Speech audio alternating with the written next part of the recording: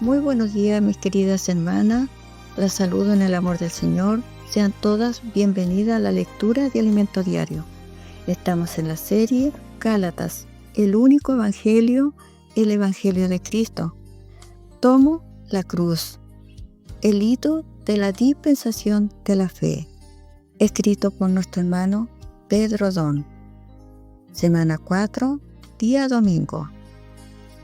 La lectura de hoy la encontramos en 2 de Corintios, capítulo 10, versículo 12. Gálatas, capítulo 2, versículo 21. 1 Timoteo, capítulo 1, versos 3 y 4. Segunda de Pedro, capítulo 1, versículos 19 y 21. Capítulo 2, versículo 21. Capítulo 3, versos 15 y 16. Oh Señor Jesús. El leer con oración lo encontramos en 1 Timoteo, capítulo 1, versículo 5. Oh Señor Jesús, amadas hermanas, la invito a disfrutar juntas el leer con oración. Pues el propósito de este mandamiento es el amor nacido de corazón limpio, y de buena conciencia y de fe no fingida.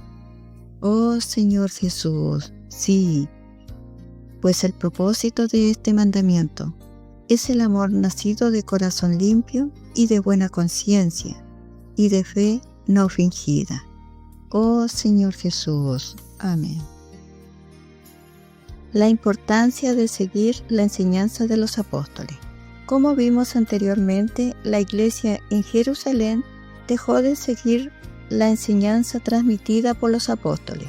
En cambio, comenzó a seguir el liderazgo de Jacobo, quien no era uno de los 12 apóstoles, volviendo a la práctica de la ley y en consecuencia anulando el tropiezo de la cruz.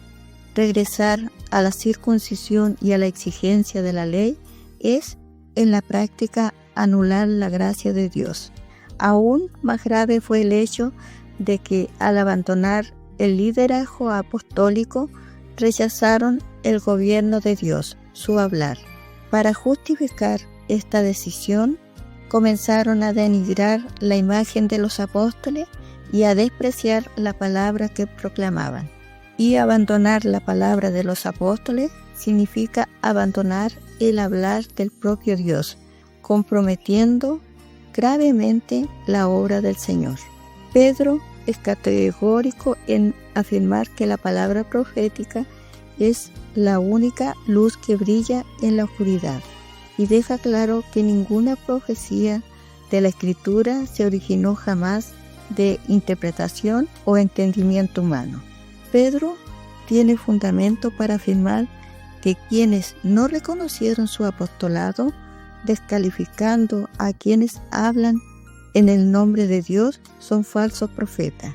Estos introdujeron herejías destructivas en la iglesia, difamando el camino de la verdad.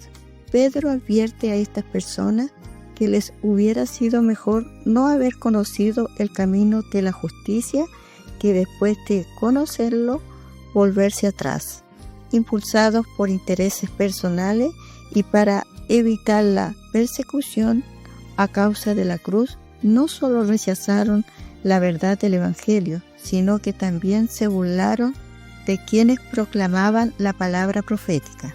Se burlaron de las palabras de los apóstoles, especialmente respecto a la venida del Señor, y siguiendo sus propios deseos carnales. Al final de su carta, Pedro denuncia además que estos mismos falsos maestros distorsionaron incluso la epístola de Pablo, que él reconoce como parte de la Escritura. Los judaizantes de Jerusalén, bajo el liderazgo de Jacobo, se opusieron no solo a Pedro, sino también al ministerio de Pablo. Estos mismos judaizantes no solo socavaron el ministerio de Pedro, sino también la obra del Señor en manos de Pablo. ¿Cómo advirtió Pablo?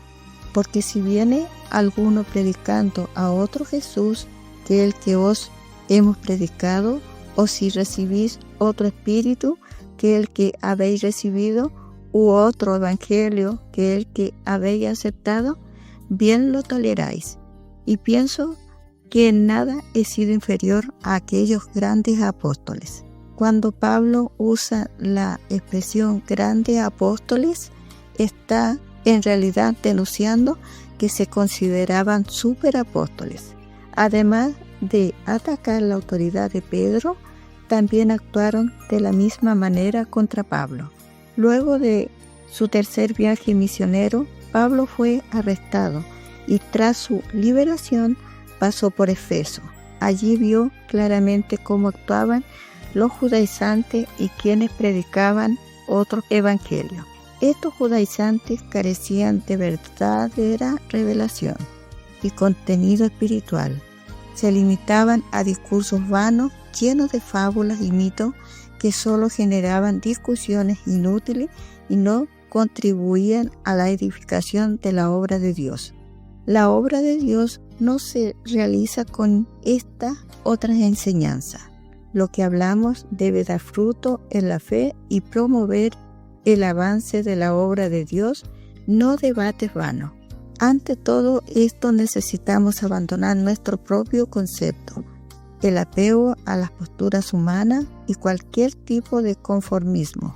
Lamentablemente, la decisión equivocada de la Iglesia en Jerusalén causó graves daños en la obra de Dios.